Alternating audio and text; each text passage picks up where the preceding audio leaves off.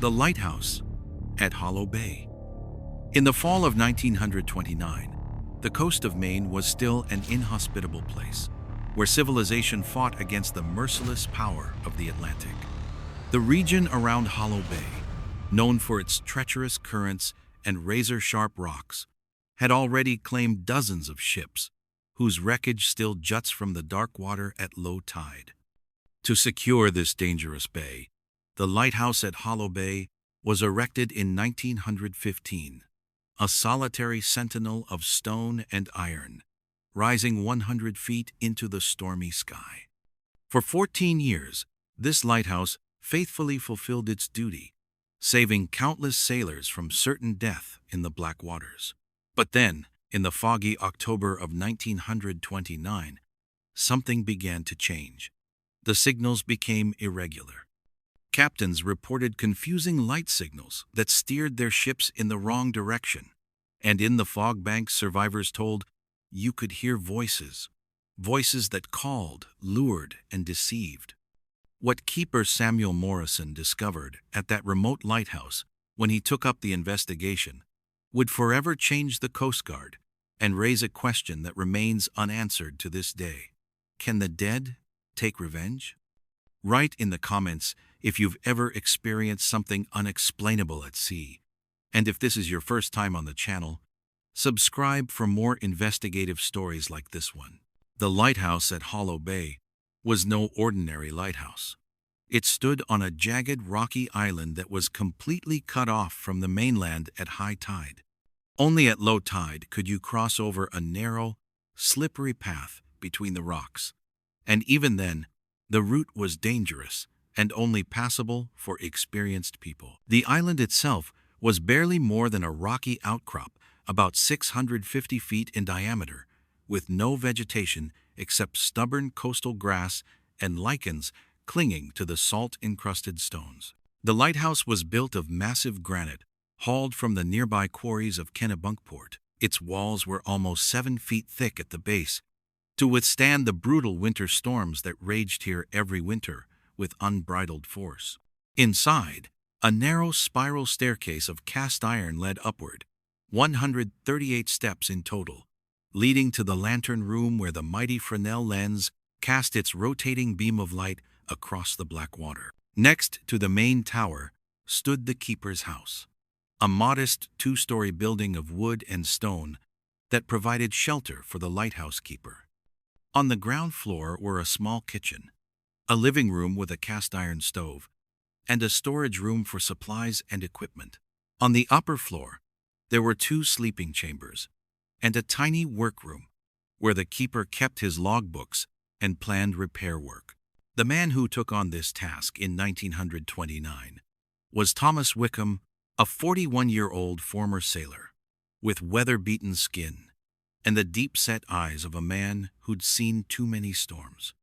Wickham came from a fishing family in Portsmouth and had spent 20 years on various merchant ships before a leg injury forced him to give up life at sea. The position as lighthouse keeper was a compromise for him. He could stay close to the ocean without having to trust it with his life. Wickham took over the position in March of that year from his predecessor, an older man named Harold Brennan, who retired after 12 years of service. Brennan handed Wickham a carefully maintained logbook, showed him the maintenance routine for the lens and the foghorn, and explained the peculiarities of the currents around Hollow Bay. But there was one thing Brennan didn't mention: the voices. The first 6 months passed without any particular incidents. Wickham got used to the isolation, to the constant roar of waves against the rocks, and to the monotonous routine. Every evening at sunset, he lit the lantern. Every 4 hours, he checked the kerosene supply and the mechanics of the rotating lens. In fog, he activated the steam-powered foghorn, whose deep, mournful signal echoed across the water every 30 seconds. 3 times a day, he meticulously recorded weather conditions, visibility, and passing ships in his logbook. The loneliness was crushing. Every 2 weeks, a supply boat came from the mainland, bringing food, kerosene, mail, and occasionally news from the world beyond the water. The boatman, a taciturn man named Carl Henderson, never stayed longer than necessary. He unloaded, took Wickham's orders, and disappeared again, as if he couldn't wait to leave the island behind. It began in September. Wickham first noticed it on a foggy evening as he climbed the spiral staircase to check the lens. A sound, barely perceptible beneath the howling of the wind and the roar of the surf. A voice. Or was it a voice? It sounded like someone calling out, a single word, over and over. But when Wickham paused to listen, there was only the wind. He attributed it to isolation, to the wind playing tricks on the rock edges. Sailors told stories about the sea playing tricks on you, about sounds that weren't there. Wickham was a rational man. He didn't believe in ghost stories. But the voices didn't stop. With each day, they became clearer. Sometimes at twilight, sometimes in the middle of the night. Men's voices calling in the fog. Not cries for help, but instructions. Commands, like sailors exchanged. Hard to starboard. Reef the sails. Man overboard. The words carried across the water echoed off the rocks, mixing with the foghorn tone into a ghostly symphony. Wickham searched the keeper's house for an explanation. Perhaps there were cracks in the masonry through which the wind whistled and created these sounds. Perhaps they were fishermen from the mainland whose voices were carried across the water. But the bay was empty. No boats. Only the fog and the voices. In his logbook, he carefully noted, September 12th, unusual acoustic phenomena in fog, possibly wind eddies. No obstruction of lighthouse signal. But then, on the night of September 21st, something happened that even Wickham couldn't rationalize. He was in the lantern room when he saw a light outside in the fog. Not the reflected light of his own lighthouse, but another light. A ship's light, faint but unmistakable. It was moving slowly through the fog, toward the rocks. Wickham grabbed his binoculars, but in the dense fog, he couldn't make anything out. The light continued moving, directly toward the dangerous shoals that stretched south of the island. He had to act.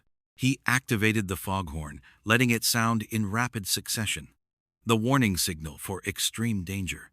The ship's light hesitated, then continued moving in the wrong direction. Wickham couldn't understand it. Any captain would hear the warning signal and turn away, but the light moved on, undeterred. Then, suddenly, a terrible sound. The splintering of wood, the screech of metal on rock, a scream, many screams, and then silence. Wickham ran down the steps, grabbed his storm lantern, and hurried to the rocky shore. The fog was so thick he could barely see 10 feet ahead. He called into the darkness. "Hello! Is anyone there? Do you need help?" No answer. Only the lapping of the waves. At daybreak, when the fog lifted, Wickham found the wreckage. A small fishing boat completely smashed on the rocks. Wood splinters and rope drifted in the shallow water. But no bodies. No survivors. The boat was old, the wood weathered. It looked like it had been in the water for months, perhaps years. Confused, Wickham recorded the incident in his logbook. September 22nd. Possible shipwreck during the night. Wreckage found at daybreak. No survivors sighted. Age of wreck, unclear. He sent a message with the next supply boat to the Coast Guard in Portland. Subscribe to the channel to find out what the Coast Guard discovered in their investigation. When Wickham's message reached the Coast Guard in Portland, it initially didn't cause much concern. Shipwrecks in the dangerous waters around Hollow Bay were nothing unusual. Nevertheless, Lieutenant Commander Robert Hayes was tasked with conducting a routine investigation. Hayes, a methodical man of 45 with 23 years of experience with the Coast Guard, had already handled dozens of such cases. Hayes traveled to the lighthouse island on September 28th with the Coast Guard boat. With him came his young assistant, Ensign Michael Porter, an enthusiastic man of 24 who'd only been in service for a year. The weather was clear that day, and the crossing went without incident. Wickham met the two men at the rocky shore and led them to the wreckage, which he'd carefully gathered and secured above the tide line. Hayes examined the wood pieces with a practiced eye. The wood was indeed heavily weathered, overgrown with mussels and algae. He estimated that the boat must have been in the water for at least 5 to 10 years. "Did you actually see a ship that night?" Hayes asked skeptically. Wickham hesitated. "I saw a light, definitely. And I heard the splintering of wood. Screams." Hayes noted the statement, but his expression revealed doubt. "Mr. Wickham, the isolation out here can cloud one's senses. The fog plays tricks. You might have seen the light of a distant ship distorted by the moisture. The sounds could have come from waves crashing against the rocks." "I spent 20 years at sea, Commander," Wickham replied with suppressed irritation. "I know the difference between waves and a shipwreck." Hayes nodded soothingly. "I'm not questioning your experience, but look at this wreckage. It's old, very old. What you found was probably here before you arrived." Wickham wanted to protest, but what could he say? The evidence spoke against him. The boat was old, too old to be from an accident 2 nights ago. Hayes and Porter spent the rest of the day inspecting the surroundings. They checked the lighthouse, the lens, the mechanics, the foghorn. Everything was functioning perfectly. Hayes questioned Wickham about his routine, his health, his mental state. Wickham insisted he was of sound mind. Before Hayes left, he said to Wickham, "Continue your logbook. Note anything unusual. If you observe further incidents, contact us immediately. But, Mr. Wickham, I advise you to get regular rest. The isolation here can be taxing." After the Coast Guard's departure, Wickham felt abandoned. No one believed him, but he knew what he'd seen and heard. And the voices didn't stop. If anything, they became louder, more insistent. In the following weeks, the pattern changed. The voices no longer came only in fog. They came on clear nights too, echoing across the moonlit water. And they said things, specific things, names, coordinates, commands. 10 degrees to port," a voice called clearly one night. Wickham jolted awake, ran to the lantern room. Out on the water, about 2 miles away, he saw the lights of a cargo ship. The ship was moving along the normal route along the coast. Everything seemed fine. Then he heard another voice, directly below his window, so close as if someone stood next to him. "Straight ahead, safe passage." The voice was urgent, convincing, but it was lying. The direction the voice indicated would lead the ship directly onto the rocky reefs. Wickham acted instinctively. He activated the foghorn, even though there was no fog, and let the emergency signal sound. The ship reacted. It changed its course, turned seaward, away from the coast. Wickham breathed a sigh of relief. He'd prevented a catastrophe. The next morning, he contacted the Coast Guard again, this time via radio, which had recently been installed in the keeper's house. He reported the incident, the voices, the danger. The response came from Hayes personally. "Mr. Wickham, we spoke with the captain of the cargo ship, the Margaret Rose. He confirms that he heard your foghorn signal, but was confused since there was no fog and no danger present. He asks why you gave an emergency signal." "Because voices were directing the ship in the wrong direction," Wickham insisted. There was a long pause on the radio. Then Hayes's voice, now with a worried undertone. "Mr. Wickham, I think it would be appropriate for you to take a break. We can send a replacement keeper while you recover on the mainland." "I don't need recovery. I need you to believe me." "Mr. Wickham, no one doubts your integrity, but the circumstances suggest that you may be suffering from the strain. Please, for everyone's sake, take a break." Wickham refused. He couldn't leave the lighthouse. Not now, when he knew there was danger. Who would warn the ships if the voices led them astray? But the Coast Guard had their doubts. Hayes ordered discreet monitoring. At the next supply delivery, He instructed Henderson, the boatman, to observe Wickham closely and report on his condition. Henderson returned with troubling news. "He's changed, sir. Emaciated, sleep-deprived. He talks constantly about voices, about ghosts. He's hung notes all over the keeper's house.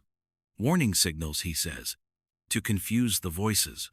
Hayes conferred with the Coast Guard district chief in Boston.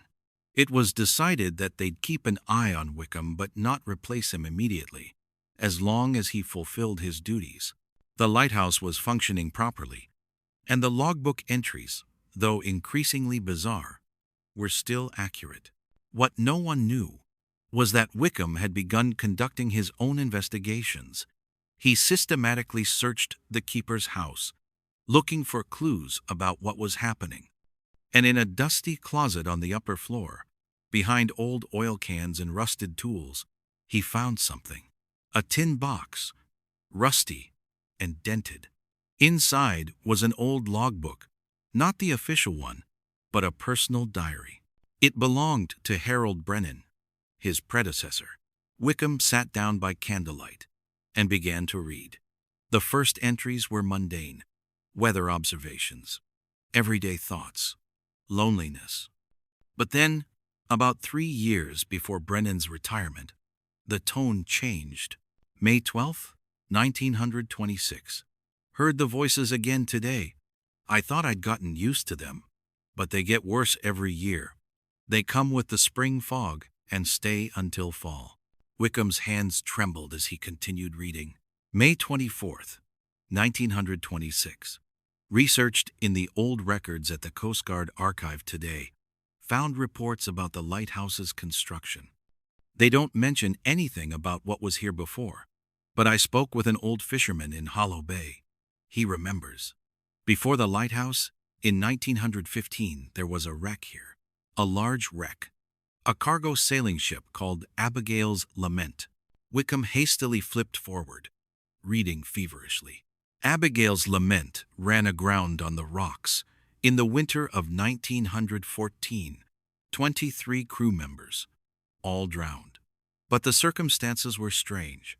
The ship had gone completely off course, as if the captain had deliberately steered toward the rocks.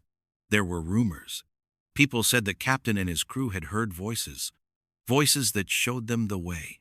They followed the voices, straight to their deaths. Wickham's blood ran cold. He read on. Brennan's increasingly desperate entries. June 8, 1926. Today I heard a name, clearly in the fog. Captain Nathaniel Thorne. That was the name of the captain of Abigail's Lament. I checked. It's his name. He's calling. He and his crew. They're here. They never left. The last entries were barely legible, Brennan's handwriting becoming increasingly shaky, desperate. September 3rd, 1926. I can't sleep anymore. The voices call every night. They don't want me here. They don't want anyone here. They want the ships to come. They want more. I understand now. They drowned here because they were deceived. And now they're deceiving others. An endless cycle. I have to find a way to stop them. The diary ended abruptly. No further entries. Brennan had left the position, retired, never said a word about what he'd experienced. Wickham sat there for a long time, the diary in his hands. Now he understood. The voices were real. Not hallucinations, not the wind. They were the dead, the crew of Abigail's Lament. And they were trying to lure more ships to their deaths, to have company in their damp, cold eternity beneath the waves.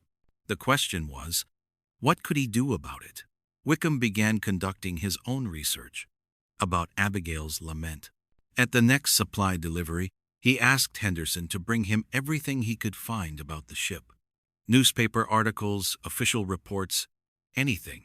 Henderson returned 2 weeks later with a stack of yellowed newspapers and a thin folder of official documents. Wickham devoured the information. Abigail's Lament was a 3-masted ship, built in Boston in 1900. She transported timber, textiles, and occasionally passengers between Boston and Halifax. In December of 1914, she was on the return trip from Halifax to Boston with a cargo of furs and Christmas goods when she encountered a severe winter storm. According to the official Coast Guard investigation report, the ship disappeared from its course and ran aground on the rocks at Hollow Bay. The wreck occurred at night, in dense fog banks. There were no survivors. Parts of the wreck washed ashore in the following weeks, including the ship's bell, which enabled identification. But then, Wickham found something interesting. A newspaper article from the Portland Press-Herald, dated January 15, 1915. Fishermen recover wreckage from Abigail's Lament. Mysterious circumstances raise questions. The article quoted a fisherman named Josiah Dunham, who had noticed something unusual while recovering wreckage. The rudder was locked in position. Someone had tied it down, in a position that steered the ship directly toward the rocks. This was no accident. This was deliberate. The Coast Guard had investigated this claim but reached no definitive conclusions. It was speculated that the crew had panicked and tried to stabilize the ship, but made fatal mistakes in the process. But Wickham knew the truth. They'd been deceived by something that had been there before. He deepened his research. Had there been other ships before Abigail's Lament? Other wrecks at this location? And indeed there had. In 1902, a smaller cargo barge, the Mercy's Hope, had sunk at almost the same spot. 8 dead. In 1894, a fishing boat. 5 dead. In 1887, a passenger ship, the Northern Star. 64 dead. A pattern, spanning decades. Ships that went off course for no apparent reason and ran onto the rocks. Always in fog, always at night, and always with no survivors. Wickham now understood the terrible truth. The dead called the living. With each wreck, the chorus of voices grew until they were strong enough to lead the next ship astray. An endless, self-perpetuating cycle of death. And the lighthouse, erected to save lives, stood right on the grave of these lost souls. But why did they hate the light? Wickham pondered this. Then a thought came to him. The lighthouse warned the ships, kept them away. The dead didn't want a warning. They wanted victims. They wanted the ships to come. That's why they tried to disrupt the signals, to confuse the captains. Wickham was determined not to allow more people to die. But how could he stop the dead? In desperate hope, he turned to the only person he believed could help him, Reverend Samuel Blackwood, an elderly pastor from the town of Hollow Bay, known for his knowledge of local history and, as it was said, also of less worldly matters. Wickham sent an urgent message through Henderson. Blackwood came a week later, a gaunt man of 67, with sharp, intelligent eyes and an aura of calm authority. Wickham told him everything: the voices, the diary, the history of the wrecks. Blackwood listened without interruption, occasionally nodding as if he'd heard such things before. When Wickham finished, Blackwood was silent for a long time. Then he said, "There are places, Mr. Wickham, where the veil between our world and the next is thin. Places where tragedies have occurred, where people died in fear and desperation. These places hold souls captive. They cannot move on. They remain, trapped in the moment of their death, condemned to relive it over and over. How can I free them?" Wickham asked. Blackwood shook his head. "Free them? I don't know if that's possible. But there are ways to calm them, to show them they're not forgotten. Sometimes that's enough." Blackwood performed a ritual that evening. At sunset, when the shadows grew long, they went to the rocky shore. Blackwood carried an old prayer book, a Bible, and a small bottle of holy water. He spoke prayers for the dead, for the lost souls of Abigail's Lament, and all the other ships that had sunk here. He blessed the water, the rocks, the lighthouse itself.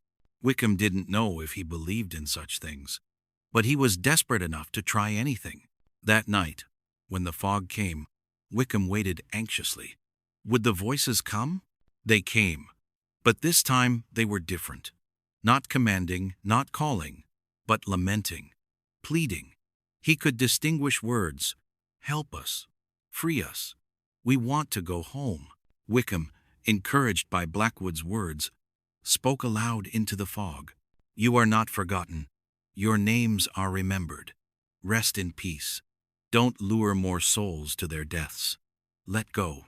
The voices didn't respond. They simply faded, like fog dissolving. For a week there was peace. No voices, no strange lights. Wickham dared to hope that Blackwood's ritual had worked. But then, on the night of October 22nd, they returned, with a fury that surpassed anything Wickham had experienced before. The voices were screaming now, bellowing commands. And the lighthouse itself began to behave strangely. The lens, which Wickham had meticulously maintained, began to rotate irregularly. The light flickered, went out for seconds, then blazed again in false patterns that would confuse captains. Wickham ran to the mechanics, desperately trying to repair them. But there was no mechanical defect. The machine was running normally. It was as if invisible hands were manipulating the lens. And then, in the fog outside, he saw them. Not just lights, but figures. Shadowy silhouettes of men standing on the rocks, wading in the water, waving with dying lanterns, giving false signals. A ship was approaching. A large ocean steamer, probably on its way from Halifax to Boston. Wickham could see its lights, could hear the deep rumble of its steam engine, and he saw how the ship began to change its course, lured by the false signals of the ghost crew. Wickham did the only thing he could think of. He ran to the radio and sent a distress call. Mayday! Mayday! All ships near Hollow Bay! Stay away! False signals! Stay away! The steamer's radio operator responded, confused. Lighthouse Hollow Bay. Repeat. What false signals? Don't trust the lights. Don't trust the voices. Steer seaward, away from the coast. There was a pause. Then another voice, deeper, more authoritative. Probably the captain. Lighthouse Hollow Bay, we see your signal clearly. We're on a safe course. No. Do you see the other lights? The men on the rocks? They're deceiving you. Another pause, longer this time. Then, Lighthouse Hollow Bay. We see no other lights. Only yours.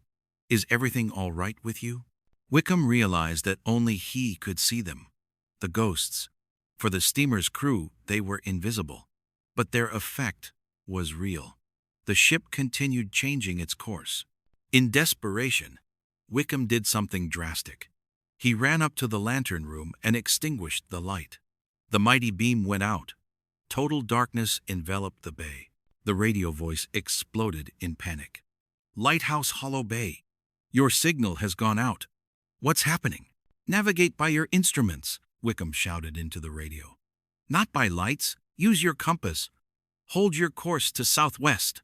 Without the confusing lights of the ghosts, and without Wickham's own possibly manipulated signal, the captain of the steamer had no choice but to rely on his navigation. Wickham heard how the tone of the steam engine changed, how the ship turned, steering seaward. The ghost figures on the rocks raged. Wickham could feel their silent screams, a wave of anger and frustration that almost took his breath away. But gradually, as the steamer moved away, out of reach, they faded. The fog lifted. The rocks were empty. Only Wickham stood there, trembling with exhaustion and fear, next to his extinguished lighthouse. The next morning, the Coast Guard came. This time, not just Hayes, but also the district chief himself, Captain Walter Grimsby, a stocky man with a gray beard and an authority that brooked no argument. Mr. Wickham, Grimsby began without preamble. You deliberately extinguished your lighthouse last night. That's a serious violation of your duties. I have reports from 4 different ships that missed your light. If there had been navigation, it could have led to a catastrophe. I prevented a catastrophe, Wickham replied wearily. Ask the captain of the steamer Northwind. He'll tell you I warned him." Grimsby pulled a telegram from his pocket. "I spoke with Captain Jensen of the Northwind. He says you sent confused warnings about ghosts and false lights. He thought you were confused or drunk. I was completely sober and of sound mind. The Northwind was on a collision course with the rocks. I saved her. The Northwind's navigation logs show she was on a safe course at all times. There was no danger." Wickham understood that it was pointless to argue. No one would believe him. He was just one man talking about ghosts, while all instruments and records said otherwise. Grimsby sighed heavily. "Mr. Wickham, you've served with dedication, but the circumstances leave me no choice. I hereby relieve you of your duties as lighthouse keeper. A replacement will arrive today." Wickham only nodded. He'd known it would come to this. "May I make one request, Captain?" "Speak." "Warn my successor. Give him Brennan's diary. Tell him to be careful." Grimsby glanced at Hayes, who shrugged. "We'll take your recommendation under consideration." Wickham's successor was a young man named Peter Callahan, an enthusiastic Coast Guard veteran of 29, who saw the position as an opportunity. Wickham tried to speak with him, to explain what awaited him, but Callahan only smiled politely and nodded, the way one listens to a senile old man. Wickham left the lighthouse that afternoon on the supply boat, all his belongings in a canvas bag. As the island receded behind him, he turned and looked at the lighthouse. In the bright daylight, it looked peaceful, almost picturesque, but Wickham knew the truth. In the following weeks, Wickham returned to Portsmouth, tried to resume a normal life, but he couldn't forget the lighthouse. Every evening, when twilight came, he thought of Peter Callahan, out there on the island, alone with the voices. Then, in November, Wickham read a brief notice in the newspaper. "Lighthouse keeper missing. Search underway." Peter Callahan had disappeared. The supply boat hadn't found him at the keeper's house. The lighthouse was abandoned, the light out. Callahan's belongings were still there, but of him himself, no trace. The Coast Guard suspected he'd been swept from the rocks by a wave, but Wickham knew better. The dead had taken him. There were no more keepers at the lighthouse at Hollow Bay. The Coast Guard decided to automate the facility. A new electrical system was installed that functioned without human supervision. Technicians came once a month to perform maintenance, but no one stayed overnight. The official explanation was that automation was more efficient, but Wickham suspected that the Coast Guard had also begun to understand the truth. Some places weren't meant for the living. Years passed. Wickham grew older, worked various jobs, never married, had no children. He lived reclusively in Portsmouth and never spoke about his time at the lighthouse. But he read the maritime reports, kept watch for news about Hollow Bay. There were no more major wrecks. The automatic light functioned reliably. Ships passed safely. Perhaps, Wickham sometimes thought, the ghosts had given up. Perhaps they'd accepted that they could no longer reach the living. But sometimes, on foggy evenings, when he stood on the shore of Portsmouth and looked out to sea, Wickham believed he heard voices in the wind, calls, laments, the eternal sorrow of the lost, who would never find peace. The lighthouse at Hollow Bay still stands today, a solitary sentinel of stone, automated and efficient. Tourists sometimes pass by in boats, photograph it, admire its rugged beauty. They know nothing of its history, of the dead who rest beneath the waves, of the voices that call on foggy nights. The Coast Guard keeps no official record of paranormal incidents. Such things don't exist in reports and protocols. But the old sailors know. They tell each other stories, warn younger captains. Stay away from Hollow Bay, they say, especially in fog. Don't trust the lights. Don't trust the voices. And if you're there, at night, when the fog comes, and you hear someone calling, wanting to show you the way, then turn away. Steer seaward. Because the dead lie, They only want one thing: company, in their cold, damp eternity, beneath the waves of Hollow Bay. Thomas Wickham died in 1967 at the age of 79 in a nursing home in Portsmouth. His last words, a nurse reported, were cryptic. "The light," he murmured. "Keep the light on. Don't let them through." No one understood what he meant. But that night, strangely, the automatic system at the lighthouse at Hollow Bay failed. The light went out for 4 hours. A technical malfunction, the engineers said later. A coincidence. During those 4 hours, radio logs report 3 different ships near Hollow Bay reported strange phenomena. Lights that appeared and disappeared. Voices over the radio that had no identifiable source. A small yacht, the Seaview, went off course and nearly ran onto the rocks, but was saved at the last moment by a vigilant first officer who checked the instruments and caught the error. When the lighthouse's light came back on, the phenomena stopped. Today, more than 50 years after Wickham's death, the lighthouse at Hollow Bay is a historic site. There are plans to restore it, perhaps set up a small museum, but funding comes slowly. No one seems in a hurry to spend time on that rocky island. The technicians who perform the monthly maintenance work complete their tasks as quickly as possible and return to the mainland before sunset. When asked why, they shrug and say it's just an unpleasant place. Cold, damp, depressing. But sometimes, when a new technician joins the team, you hear stories. The new guy goes pale and refuses to return to the island. He says he heard voices, saw figures in the water. His team laughs and says he's heard too many ghost stories, but none of them stay after dark. The truth about the lighthouse at Hollow Bay remains a mystery. Was Thomas Wickham a brave man who fought real supernatural dangers? Or was he simply a victim of isolation, whose mind broke under the burden of loneliness? The official reports say one thing. The sailors' stories say another. What do you believe? Write it in the comments. And if you're ever on the coast of Maine, at Hollow Bay, and the fog comes, and you hear a voice calling you, then remember this story. And run. Run as fast as you can. Because some places belong to the dead, and they don't give them up willingly. If you enjoyed this story, leave a subscription and hit the bell for more investigative horror stories like this one. What was your scariest moment in this story? Captain Nathaniel Thorne and his cursed crew? Or Thomas Wickham's desperate act of extinguishing the light? Write it in the comments. And remember, the next time you see a lighthouse, ask yourself what stories are hidden within its walls. Until next time, stay safe out there, and never trust a voice in the fog.